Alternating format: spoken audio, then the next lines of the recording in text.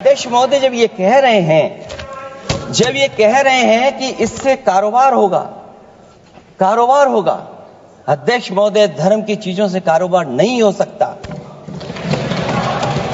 हमारे उत्तर प्रदेश के मुख्यमंत्री जी ने भी कहा कि कारोबार होगा। वो 30 की गिनती में उलझे हुए हैं, जैसे 30 मार खाए वो। उनसे पूछा कि जान कितनी गई, वो 30। उनसे पूछा कि कारोबार कितने का होगा, 30 गुणा 10,000 करोड़। सोचिए, कुंभ हमारा क्या कारोबार की जगह है? और फिर उसका कौन नापेगा, कैसे नालाएगा? और फिर हमारे माननीय मंत्री जी कह रहे हैं कि जमीन चाहे वो रेलवे की हो, चाहे वो डिफेंस की हो, वो भारत की जमीन है। मैं भी स्वीकार करता हूं कि रेलवे की जमीन भी भारत की है, डिफेंस की भी जमीन भारत की है। क्या डिफेंस की जमीन नहीं बेची जा रही मंत्री जी? ये सोची समझी रणनीति का हिस्सा है, क्योंकि इनका जो बोर्ड बिखर गया है, ये मुस्लिम में भी बंटवारा चाहते हैं। मुस्लिम इस्लाम धर्म में कहीं बंटवारा नजर नहीं आता है, लेकिन इनकी कोशिश है कि इस बिल के माध्यम से हम मुस्लिम भाईचारा में भी बंटवारा करते हैं। बंटवारा तो पीडीए करेगा। अभी जो लोग प्रयागराज की पहचान को छुपाते थे, वे नहीं चाहते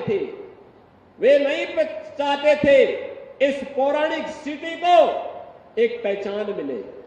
वे नहीं चाहते थे कि निषाद राज और भगवान राम के इस मिलन स्थल को एक पहचान मिले, क्योंकि उनके लिए अपना वोट बैंक महत्वपूर्ण था।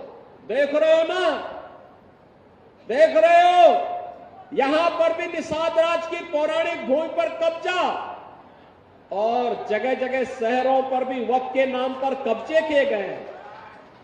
अब तो हम प्रधानमंत्री जी के प्रति आभार व्यक्त करते हैं। देखा ना, वक्फ बोर्ड ने कैसा मनमानापन उस समय बयान दे रहे थे। जब हम कुंभ का आयोजन करने जा रहे थे, उस समय वो बयान दे रहे थे कि प्रयागराज में कुंभ की भूमि भी वक्फ की भूमि है।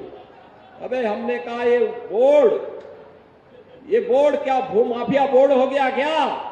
भूमाफिया प्रदेश में नहीं चल सकते। माफियाओं को तो हम पहले ही विदा करा चुके हैं प्रदेश से। अब उत्तर प्रदेश में माफियागिरी नहीं चलेगी। महाकुंभ भव्य और दिव्य होगा, और बहनों और भाइयों, और भव्य और दिव्य कुंभ वहां है।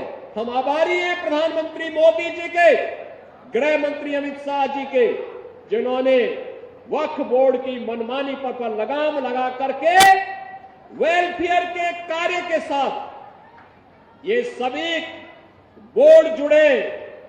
इसके लिए वक्फ बोर्ड से संबंधित एक अत्यंत महत्वपूर्ण अधिनियम को संसद में, लोकसभा में पारित किया है। आज राज्यसभा में भी पारित होगा।